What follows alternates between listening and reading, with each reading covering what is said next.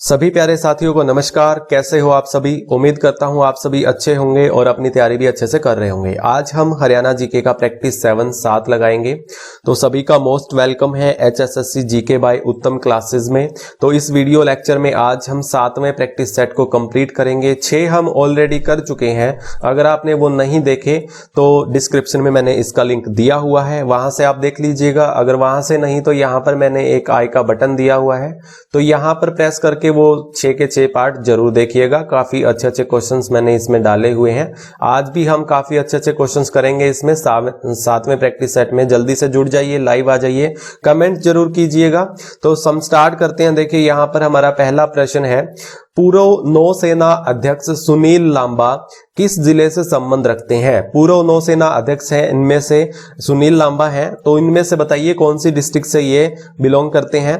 तो इसका right answer मैं आपको बताऊंगा। पहले आपको बता देता हूं, झज्जर से हैं दलबीर सिंह सुहाग, जो कि हमारे पूर्व सेना अध्यक्ष रहे हैं, दलबीर सिंह सुहाग, इसको भी आप याद रखेंगे।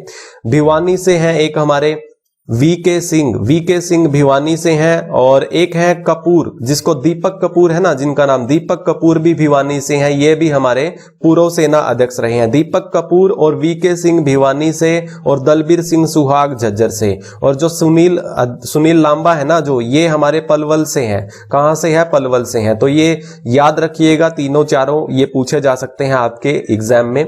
आगे बढ़ता हूं मैं अगले प्रश्न की तरफ। हरियाणा में सबसे लंबी सीमा कौन राज्य बनाता है? यानी हरियाणा से सीमा बनाता है ना, लंबी सीमा, कौन सा राज्य बनाता है? तो राइट आंसर क्या होगा? ऑप्शन आपकी स्क्रीन के सामने है, कमेंट कीजिएगा 4 ऑप्शन में से क्या उत्तर सही होगा। तो इसका राइट आंसर हो जाएगा राजस्थान। राजस्थान जो है ना, वो 1262 किलोमीटर की सीमा बनाता है। कितनी बनाता है? हमारे हरियाणा से 1262 किलोमीटर की लंबी सीमा बनाता है, सबसे लंबी। और सबसे कम 11 किलोमीटर की उत्तराखंड बनाता है। उत्तराखंड किससे बनाता है? केवल एक ही जिले से बनाता है, HP, किससे? यमुनानगर से। किससे? यमुनानगर से बनाता है। तो ध्यान में रखिएगा, उत्तराखंड 11 किलोमीटर की सबसे कम, और सबसे लंबी राजस्थान जो कि 1262 किलोमीटर की। अगले प्रश्न की तरफ बढ़ता हूं मैं। देखिए अगला प्रश्न है हमारा, गोल्डन गर्ल के नाम से जानी जाती है। बताइए गोल्डन गर्ल के नाम से कौन जानी जाती है? हमारे हरियाणा में फेमस है। तो इसका राइट आंसर क्या होगा? 4 ऑप्शन आपकी स्क्रीन के सामने है।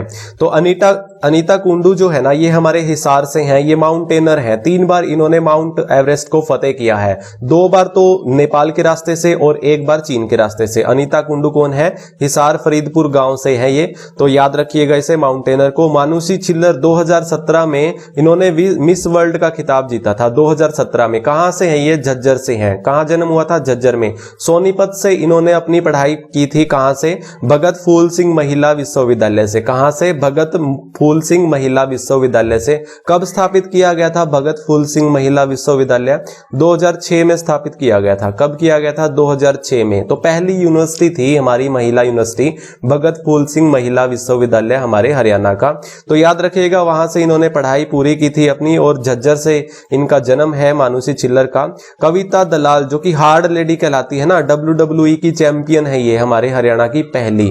तो याद रखिएगा, हार्ड लेडी जिन्हें कहा जाता है, कविता दलाल को। कहां से हैं ये? जींद से हैं। कहां से हैं? जींद से हैं, ध्यान में रखिएगा। ममता खरब को कहा जाता है गोल्डन गर्ल। ममता खरब हॉकी खेल से संबंध रखती हैं, और ये इनका कौन सा जिला है? रोहतक जिला है। कौन सा जिला है? रोहतक जिला है।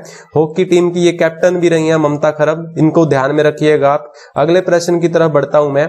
मंडलों की संख्या 4 से 6 कब हुई थी? बहुत ही अच्छा क्वेश्चन है, बताइए इसका राइट आंसर क्या होगा? 4 ऑप्शन आपकी स्क्रीन के सामने है। मंडलों की संख्या 4 से 6 कब हुई थी? राइट आंसर बताइए मुझे क्या होगा? देखिए इसका राइट आंसर जो होगा ना, वो 1 फरवरी 2017 होगा। 1 फरवरी 2017 को 2 मंडल नए बन गए थे। कौन कौन से? फरीदाबाद और करनाल। कौन सा? फरीदाबाद और करनाल। 4 से 6 हो गए थे 1 फरवरी 2017 को। नेक्स्ट मैं बात करता हूं अगले प्रश्न की। देखिए अगला प्रश्न है हमारा, नीलकांती कृष्णा डैम और पैराकीट पर्यटन स्थल कहां पर है? ये पर्यटन स्थल बताने हैं आपको, ये कहां पर है, कौन सी डिस्ट्रिक्ट में है, बताइए कहां पर है। देखिए रेवाड़ी में है ना, वो रेवाड़ी में है जंगल बबलर पर्यटक स्थल। कौन सा? जंगल बबलर पर्यटक स्थल। भिवानी में कौन सा है? बयां पर्यटक स्थल है और रेड रोबिन पर्यटक स्थल है। रेड रोबिन और बयां पर्यटक स्थल कहां पर है? भिवानी में है। अंबाला में किंगफिशर पर्यटन स्थल है, तो याद रखिएगा। और कुरुक्षेत्र में ये सब है भाई, जो मैंने ऑप्शन में पूछा है ना आपसे, तो इसका राइट आंसर ए होगा। अगले प्रश्न की तरफ बढ़ता हूं मैं। अगला है हमारा साउथ रेंज पुलिस का कार्यालय कहां स्थापित किया गया है? ये आपका करंट का क्वेश्चन है, बहुत ही प्यारा क्वेश्चन है, तो यहां से ये क्वेश्चन पूछा जा सकता है आपका। तो इसका राइट आंसर क्या होगा? 4 ऑप्शन आपकी स्क्रीन के सामने है। खरखड़ा, नारनौल, सोहना, ढींग। तो साउथ रेंज पुलिस पूछा है। कितनी पुलिस रेंज है हमारी? 5 पुलिस रेंज है। कितनी है हमारी? 5 पुलिस रेंज है। तो इसका जो राइट आंसर होगा वो खरखड़ा होगा। कहां है खरखड़ा? रेवाड़ी में। कहां पर? रेवाड़ी में। देखिए हमारी पुलिस रेंज 5 कौन कौन सी हैं? एक तो है हमारी रोहतक। कौन सी है? रोहतक। एक है हमारी हिसार, और तीसरी है हमारी अंबाला, और एक है हमारी करनाल।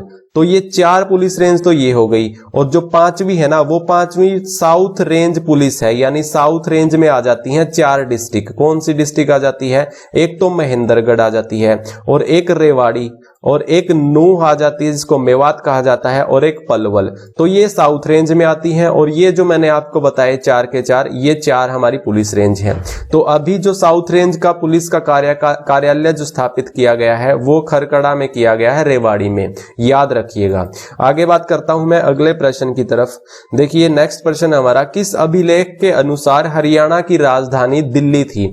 देखिए एक अभिलेख है, उसमें यह हमें प्राप्त हुआ है कि हरियाणा की राजधानी कभी दिल्ली हुआ करती थी। ये किसमें हमें देखने को मिला है? तो 4 अभिलेख जो जगह के नाम है यहां पर मैंने लिखे हैं, तो वहां कहां से ये अभिलेख प्राप्त हुआ है? तो इसका राइट आंसर क्या होगा? देखिए इसका जो राइट आंसर होगा वो लाड़नू होगा। लाड़नू ये हमारे हरियाणा का नहीं है, ये हमारे राजस्थान का है। राजस्थान का ये अभिलेख है, वहां से प्राप्त हुआ है, वहां से हमें देखने को मिला है कि हरियाणा की राजधानी दिल्ली हुआ करती थी। बिजोलिया भी राजस्थान का एक अभिलेख है, बिजोलिया भी राजस्थान का अभिलेख है। और टोपरा कहां से है भाई? अंबाला से है ना, अंबाला से इसे दिल्ली स्थानांतरित करवा दिया गया था फिरोज शाह तुगलक द्वारा, ये भी आप ध्यान में रखिएगा। अग्रोहा से 7 सौरों का जो अभिलेख मिला है, अग्रोहा से मिला है, हिसार अग्रोहा से। इसको तो सब जानते ही हैं, बहुत फेमस क्वेश्चन रहा है ये।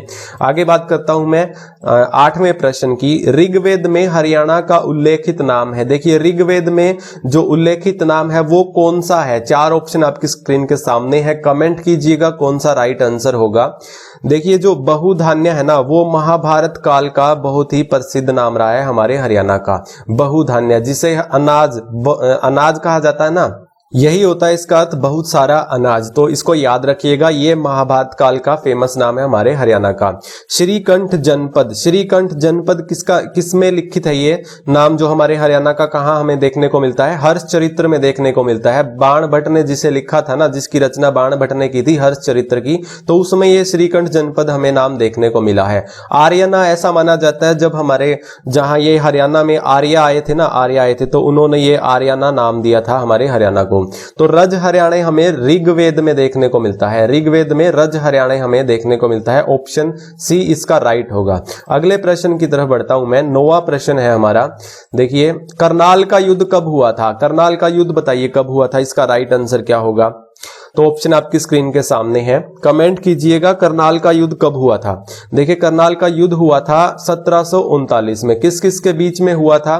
मोहम्मद शाह और नादिर शाह के बीच में। मोहम्मद शाह और नादिर शाह के बीच में। नादिर शाह यहां से एक तो मयूर सिंहासन ले गया था, और दूसरा कोहिनूर का हीरा ले गया था। मोहम्मद शाह इसमें हार गया था। और अगला प्रश्न है हमारा, नेक्स्ट है, बंदा बैरागी ने किसके कहने पर संन्यास छोड़कर युद्ध किए थे? देखिए बंदा बैरागी ने किससे प्रेरणा लेकर के युद्ध किए थे संन्यास छोड़कर? इसका राइट आंसर क्या होगा? कमेंट कीजिएगा, 4 ऑप्शन आपकी स्क्रीन के सामने हैं।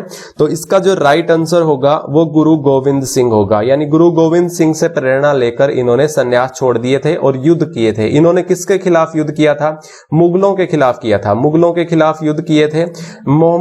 इसने किसके खिलाफ? मुगलों के खिलाफ, बहादुर शाह के खिलाफ किया था, है ना, बहादुर शाह के खिलाफ, याद रखिएगा। आगे बात करता हूं मैं अगले प्रश्न की। 11वां प्रश्न है हमारा, मोहन सिंह मंडार किसकी रियासत रियासत कौन सी थी? बताइए मोहन सिंह मंडार की रियासत कौन सी थी? इसका राइट आंसर क्या होगा? मोहन सिंह मंडार ने भी बाबर के खिलाफ किया था, यानी मुगलों के खिलाफ विरोध किया था मोहन सिंह मंडार ने। तो इसकी जो रियासत रही थी वो कैथल रही थी। कौन सी रही थी? कैथल रही थी। इसका राइट आंसर ये हो जाएगा। जींद का विद्रोह कब हुआ था? 1843 में हुआ था। कब हुआ था? 1843 में जींद का विद्रोह हुआ था। सॉरी, माफ कीजिएगा, 1843 नहीं है, ये 1814 है। 1814 में जींद का विद्रोह हुआ था। सॉरी, माफ कीजिएगा। लोहारू का कब हुआ था? लोहारू का 1830 में हुआ था। 1830 में इसका विद्रोह हुआ था। और लाडवा का 1845 में हुआ था। 1845 में। तो याद रखिएगा, 1814 में जींद का विद्रोह हुआ था, 1830 में लोहारू का, और 1845 में लाडवा का विद्रोह हुआ था। तो मोहन सिंह मंडार ने कैथल की रियासत थी यहां से, तो इसको ध्यान में रखिएगा। आगे बात करता हूं मैं अगले प्रश्न की ओर। किसान क्रेडिट कार्ड में कर्ज की सीमा क्या है? देखिए, किसान क्रेडिट कार्ड जो बनाए गए हैं वो, इसकी शुरुआत कहां से हुई है? इसकी शुरुआत भिवानी से हुई है। किसने शुरुआत की है इसकी?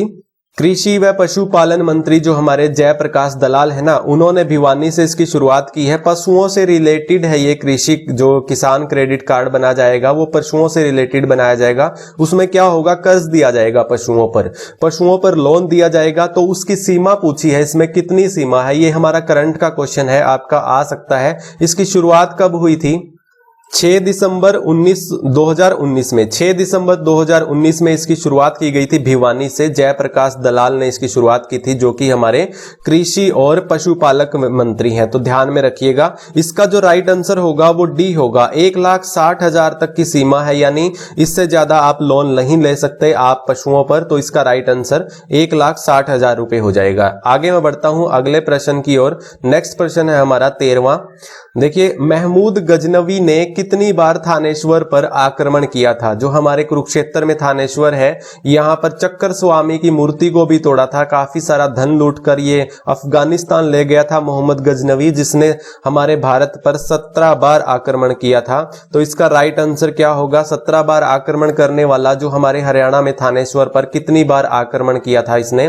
तो 2 बार इसका राइट आंसर होगा, यानी 2 बार इसने हमारे हरियाणा पर यानी इस थानेश्वर पर आक्रमण किया था। एक बार 1009 ईस्वी में किया था और एक बार 1014 ईस्वी में किया था। इसका राइट आंसर 2 बार होगा। आगे बात करता हूं मैं 14वें प्रश्न की। चोर गुबंज कहां है? चोर गुबंज बताइए कहां पर है? इसका राइट आंसर क्या होगा? चोर गुबंज, 4 ऑप्शन आपके सामने है। तो चोर गुबंज कहां पर है? तो इसका राइट आंसर होगा सी होगा। नारनौल में चोर गुबंज है। हांसी में क्या है? हसीगढ़ का किला बोलते हैं ना इसे, असीगढ़ का किला। जॉर्ज थॉमस ने इसे अपनी राजधानी बनाया था 1797 में। 1797 में जॉर्ज थॉमस ने हांसी को अपनी राजधानी बनाया था। असीगढ़ का किला भी बोल देते हैं। जगाधरी में रेलवे वर्कशॉप है ना, कौन सी रेलवे वर्कशॉप है? हमारे हरियाणा की जगाधरी यमुनानगर में। पीपली फेमस है। चिड़ियाघर 1982 में से स्थापित किया गया था। 1982 में पीपली घर बनाया गया था यहां पर। तो याद रख, पीपली घर नहीं, सॉरी, चिड़ियाघर। आगे मैं बात करता हूं 15वें प्रश्न की। 15वां प्रश्न है, करोह की चोटी की ऊंचाई कितनी है? इसका राइट आंसर बताइए। करोह की चोटी की ऊंचाई, बहुत ही फेमस क्वेश्चन है ना आपका, बहुत ही प्रसिद्ध क्वेश्चन है, बहुत बार एग्जाम में पूछा जाता है। करोह की चोटी की ऊंचाई बताइए कितनी है? तो इसका जो राइट आंसर होगा करोह की चोटी की ऊंचाई का, तो इसका राइट आंसर होगा ए, 1514 मीटर। 1514 मीटर। याद रखिएगा कहां पर है? मोरनी की पहाड़ियों पर है, पंचकुला में। हिल स्टेशन है ना मोरनी, हमारा एकमात्र हिल स्टेशन। करोह की चोटी, तो 1514 मीटर इसकी ऊंचाई है। आगे बात करता हूं मैं, क्वेश्चन नंबर 16वां है हमारा। जवाहरलाल नेहरू उत्थापक जो सिंचाई परियोजना है ना, ध्यान में रखिएगा, जवाहरलाल नेहरू उत्थापक सिंचाई परियोजना है ये। तो ये किस जिले में है? इसका राइट आंसर क्या होगा? बताइए, इसका राइट आंसर क्या होगा? ये जो नेहरू सिंचाई परियोजना है ये कहां पर है? इसका राइट आंसर होगा महेंद्रगढ़। तो महेंद्रगढ़ में सिंचाई परियोजना है ये। भिवानी में कौन सी है? जुई सिंचाई परियोजना है। कौन सी है? जुई है ना, जुई सिंचाई परियोजना।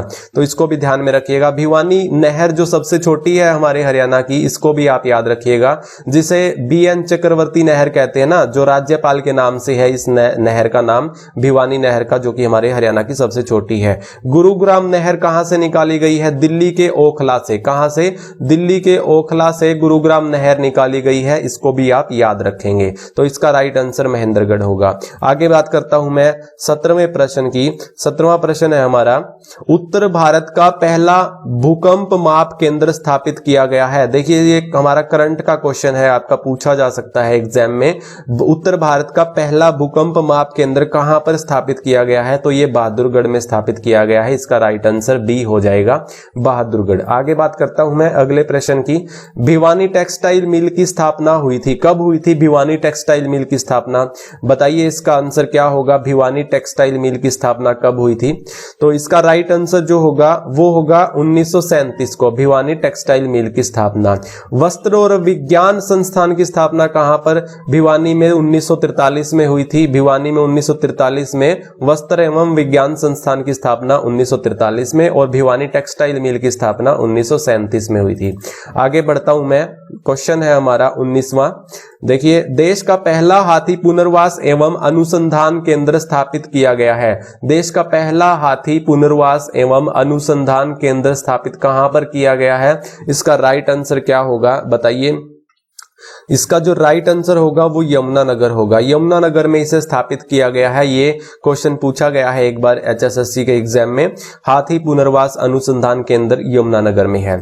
आगे बढ़ता हूं मैं अगले प्रश्न की तरफ। एजुकेशन सिटी किसे कहा जाता है? बहुत ही अच्छा क्वेश्चन है, बहुत ही इजी क्वेश्चन है आपका। एजुकेशन सिटी किसे कहा जाता है? मैं पीछे करवा चुका हूं, तो बताइए इसका राइट आंसर क्या होगा। एजुकेशन सिटी सोनीपत को कहा जाता है। किसे कहा जाता है? ऑप्शन ए इसका राइट होगा, सोनीपत को एजुकेशन सिटी बोला जाता है। गुरुग्राम को मेडी सिटी बोलते हैं, मिलेनियम सिटी बोलते हैं, साइबर सिटी बोलते हैं, और यहां पर कॉल सेंटर ऑफ हरियाणा को भी हरियाणा बोला जाता है। गुरुग्राम को याद रखिएगा।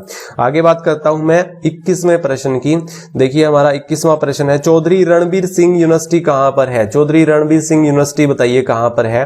तो इसका राइट आंसर क्या होगा? चौधरी रणबीर सिंह यूनिवर्सिटी। स्थलबोहर में कौन सी है?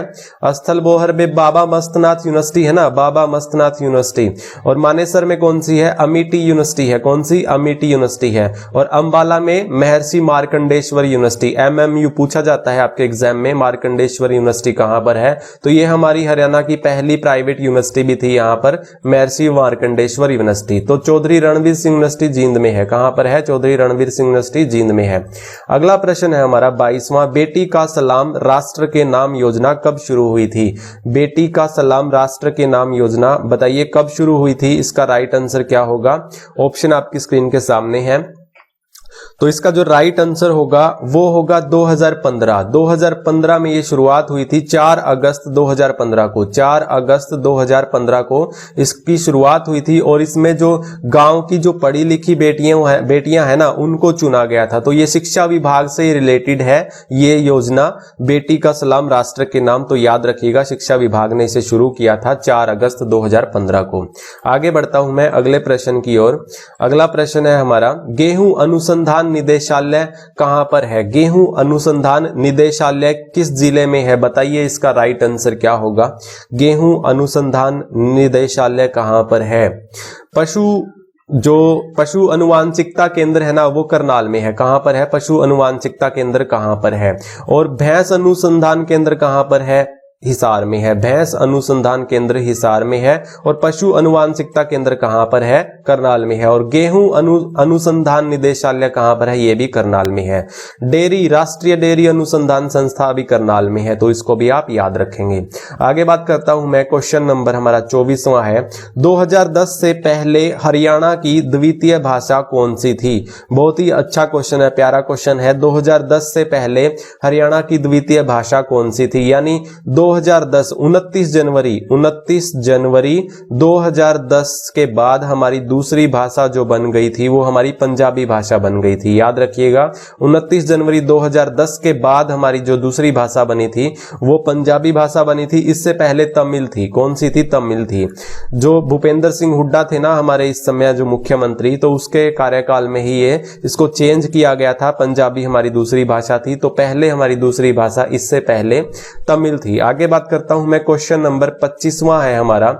देखिए हरियाणा पुलिस मुख्यालय कहां पर है, ये क्वेश्चन कलरक में पूछा गया था ना, हरियाणा पुलिस का मुख्यालय कहां पर है, कलरक के एग्जाम में पूछा गया क्वेश्चन है। हरियाणा पुलिस का मुख्यालय बताइए कहां पर है। 4 ऑप्शन आपकी स्क्रीन के सामने है, कमेंट कीजिएगा। तो इसका राइट आंसर होगा ऑप्शन बी होगा पंचकुला। पंचकुला में है कौन सा, हरियाणा पुलिस का मुख्यालय। आगे बात करता हूं मैं, क्वेश्चन नंबर 26वां है, राज्य में केएमपी की लंबाई कितनी है, किलोमीटर में बतानी है। यहां पर किलोमीटर है तो बताइए, किलोमीटर में बतानी है आपको। हरियाणा में केएमपी कुंडली मानेसर पलवल की लंबाई कितनी है हमारे हरियाणा में। कुंडली मानेसर पलवल की लंबाई जो है वो लगभग 135 किलोमीटर है। राइट आंसर 135 होगा। 135 किलोमीटर हमारे केएमपी की लंबाई है राज्य में। आगे बात करता हूं, 27वां क्वेश्चन है, एकमात्र दूरदर्शन केंद्र किस जिले में है। एकमात्र दूरदर्शन केंद्र किस जिले में है बताइए। पहला एकमात्र यानी है ही एकमात्र, तो बताइए हिसार में है। कहां पर है, हिसार में है। कब स्थापित किया गया था ये, 1 नवंबर 2002 में। 1 नवंबर 2002 में इसे स्थापित किया गया था, 1 नवंबर 2002 में। तो इसको किसने स्थापित किया गया, इसकी उद्घाटन किसने किया था, वो सुषमा स्वराज ने किया था। सूचना एवं प्रसारण मंत्री थी ये उस समय। तो किसने इसको उद्घाटन किया था, सुषमा स्वराज ने इसका उद्घाटन किया था। जो पहला आकाशवाणी केंद्र था वो कहां पर खोला गया था, वो रोहतक में खोला गया था। कहां पर, 8 मई 1976 को। 8 मई 1976 को पहला आकाशवाणी केंद्र खुला था। और दूसरा आकाशवाणी केंद्र कहां खुला था, वो कुरुक्षेत्र में खुला था 1991 में। कब खुला था, 1991 में। तो इसका राइट आंसर 1991 होगा। दूसरा आकाशवाणी केंद्र, पहला आकाशवाणी केंद्र 8 मई 1976 को, और ये हमारा 2002 को दूरदर्शन केंद्र। आगे बात करता हूं मैं अगले प्रश्न की ओर। हरियाणा के गठन के समय इनमें से कौन सा जिला नहीं था, इसका आंसर दीजिए, कमेंट कीजिए। बहुत ही आसान क्वेश्चन है, हलवा है ये आपके सामने। तो बताइए, ऐसे ऐसे क्वेश्चन भी पूछे जाते हैं आपके एचएसएससी एग्जाम में। तो हरियाणा के गठन के समय 7 जिले थे ना, 7 जिले थे। तो इनमें से बताइए कौन सा जिला नहीं था। तो इसका जो राइट आंसर होगा वो होगा कुरुक्षेत्र। कुरुक्षेत्र नहीं था, जींद था हमारा, करनाल था, रोहतक था, एक अंबाला था, और एक हिसार था, एक महेंद्रगढ़ था, और एक बचता है हमारा गुरुग्राम। तो ये 7 थे हमारे, 3 मैंने इसमें लिखे हुए हैं, 4 मैंने यहां पर लिख दिए हैं आपको, अंबाला, हिसार, महेंद्रगढ़, गुरुग्राम। तो 7 जिले थे ना। आगे बात करता हूं 29वें क्वेश्चन की। देखिए अगला प्रश्न है हमारा, राज्य का 20वां जिला कब बना। राज्य का 20वां जिला बताइए कब बना। बहुत ही प्यारा क्वेश्चन है, डेट आपसे पूछी जाती है कि ये जिला कब बना। सबसे पहले तो आपको ये पता होना चाहिए कि राज्य का 20वां जिला था कौन सा। 20वां जिला कौन सा था हमारे राज्य का, जो हरियाणा का 20वां जिला, वो मेवात था। कौन सा था, मेवात था। कब बना था ये, 4 अप्रैल 2005 को। 4 अप्रैल 2005 को 20वां जिला बना था ये हमारे हरियाणा का, 4 अप्रैल 2005 को। याद होना चाहिए आपको, मेवात हमारा कब बना था 20वां जिला, 4 अप्रैल 2005 को। और 21वां जिला जो बना था ना वो हमारा 15 अगस्त 2008 को पलवल बना था। कौन सा बना था, पलवल बना था, ये आप ध्यान में रखेंगे। और जो 22वां जिला था चरखी दादरी, वो कब बना था, 19 नवंबर 2016 को अस्तित्व में आया था। 19 नवंबर 2016 को अस्तित्व में आया था चरखी दादरी। तो ये तीनों आपको याद होने चाहिए, डेट भी आपको याद होनी चाहिए। अगला प्रश्न है हमारा, सबसे कम दिनों के कार्यकाल के मुख्यमंत्री कौन रहे हैं। बताइए, सबसे कम दिनों के कार्यकाल के मुख्यमंत्री कौन रहे हैं, इसका राइट आंसर क्या होगा, बताइए क्या होगा।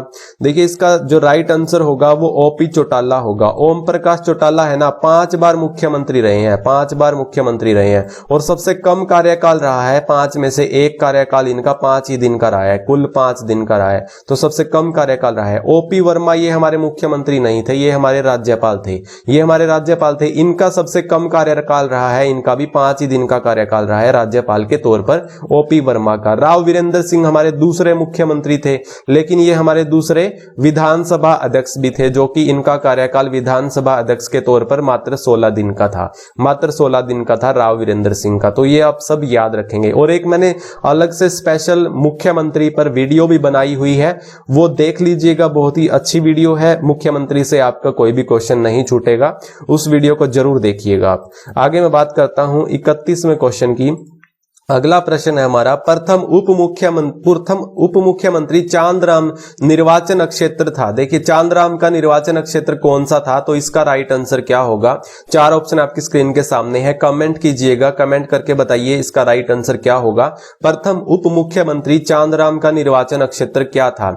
चांदराम का निर्वाचन क्षेत्र जो था वो झज्जर था। कौन सा था, झज्जर था। इसका राइट आंसर झज्जर होगा। 1952 में पहली बार उप मुख्यमंत्री बने थे चांदराम, झज्जर निर्वाचन क्षेत्र थे। कितने उप मुख्यमंत्री बन चुके हैं अभी तक, 6 उप मुख्यमंत्री बन चुके हैं। तो उप मुख्यमंत्रियों के बारे में भी मैंने उस मुख्यमंत्री वाली वीडियो में सब कुछ समझाया हुआ है, आप उसको जरूर देखिएगा। आगे बढ़ता हूं मैं अगले प्रश्न की तरफ। विधानसभा अध्यक्ष के रूप में सबसे लंबा कार्यकाल किसका रहा है। विधानसभा अध्यक्ष के रूप में सबसे लंबा कार्यकाल किसका रहा है विधानसभा अध्यक्ष के तौर पर, तो इसका राइट आंसर होगा सरदार तारा सिंह। सरदार तारा सिंह का सबसे लंबा कार्यकाल रहा है विधानसभा अध्यक्ष के तौर पर। और विधानसभा अध्यक्ष के तौर पर सबसे कम समय का 16 दिन का इनका कार्यकाल रहा है, मात्र 16 दिन का। याद रखिएगा विधानसभा अध्यक्ष के तौर पर। हरमेंद्र सिंह चड्डा है ना, ये 3 बार विधानसभा अध्यक्ष रहे हैं, सबसे ज्यादा बार 3 बार। हरमेंद्र सिंह चड्डा जो 3 बार हमारे विधानसभा अध्यक्ष रहे हैं, और सबसे लंबा कार्यकाल सरदार तारा सिंह का। ऑप्शन बी इसका राइट आंसर होगा।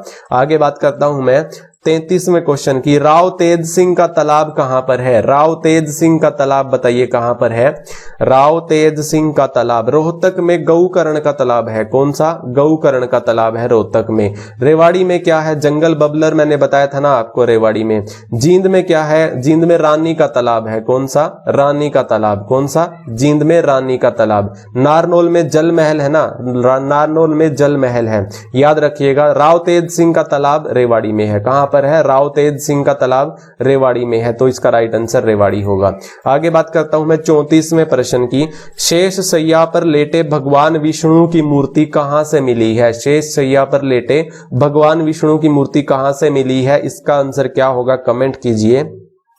रतिया से हमें बब्बर शेर के दांत मिले हैं। बब्बर शेर के हाल फिलहाल में अभी यहां पर खुदाई हुई थी, तो बब्बर शेर के दांत मिले हैं। 2 दांत हमें देखने को मिले हैं रतिया से। कहां पर है रतिया, फतेहाबाद में है ना।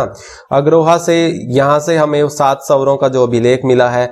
और कुणाल गांव है, ये भी फतेहाबाद में है। तो कुणाल गांव से सोने का मुकुट हमें देखने को मिला है, सोने का मुकुट हमें देखने को मिला है। और फजीलपुर से शेष शैया पर लेटे भगवान विष्णु की मूर्ति मिली है। इसका राइट आंसर फजीलपुर हो जाएगा। ये कहां पर है, सोनीपत में है। कहां पर है, सोनीपत में है। कुणाल कहां पर है, फतेहाबाद में है। रतिया भी फतेहाबाद में, अग्रोहा हिसार में। आगे बढ़ता हूं मैं 35वें प्रश्न की ओर। देखिए अगला प्रश्न है हमारा, फल्गु का मेला कहां लगता है। बहुत ही इजी क्वेश्चन है, हलवा है आपके सामने। बताइए इसका राइट आंसर क्या होगा।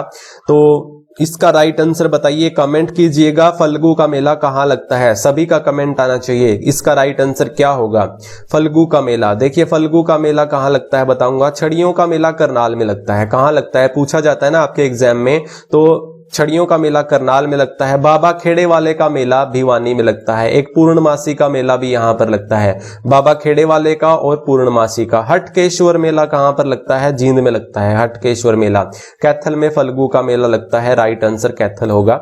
आगे बात करता हूं, नड़ा साहिब गुरुद्वारा कहां पर है। नड़ा साहिब गुरुद्वारा जो मैंने पिछली वीडियो बनाई थी ना, कल ही मैंने अपलोड की थी, जिसमें मैंने सभी गुरुद्वारे आपको बताए थे। तो इसका राइट आंसर क्या होगा, सभी का कमेंट आना चाहिए। जिसने वो वीडियो देखी होगी तो जरूर इसका राइट आंसर देगा।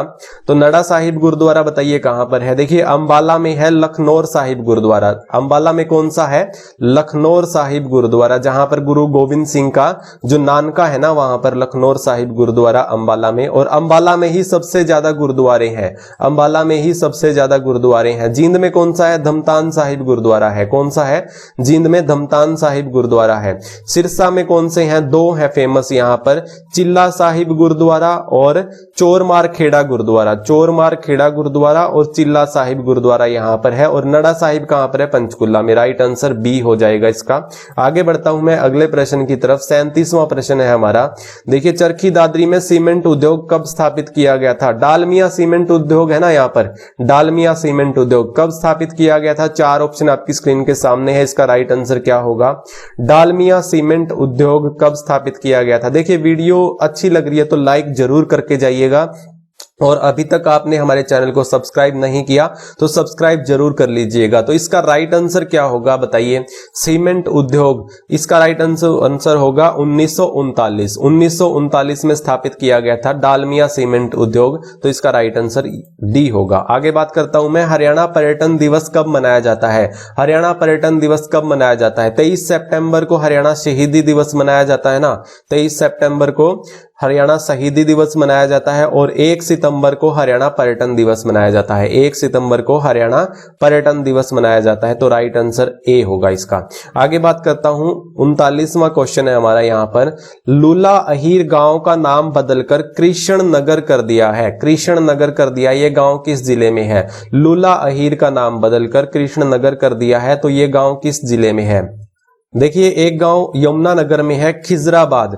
खिजराबाद का नाम बदलकर प्रताप नगर कर दिया है। क्या? प्रताप नगर कर दिया है खिजराबाद का, जो कि यमुनानगर में है। और एक गांव है यहां पर हिसार में, कौन सा? चमारखेड़ा। चमारखेड़ा का सुंदर खेड़ा कर दिया है। चमारखेड़ा का सुंदर खेड़ा कर दिया है। और रेवाड़ी में जो है ये लूला अहीर गांव का नाम बदलकर कृष्ण नगर कर दिया है। इसको आप याद रखेंगे, लूला अहीर का नाम बदलकर कृष्ण नगर कर दिया है, तो आप को याद रखेंगे। आगे बात करता हूं मैं यहां पर, फिरोज शाह ने हिसार को कब बसाया था? फिरोज शाह तुगलक ने हिसार को बसाया था, तो कब बसाया था? इसका राइट आंसर क्या होगा बताइए, कमेंट कीजिए। इसका ऑप्शन, 4 ऑप्शन आपकी स्क्रीन के सामने हैं।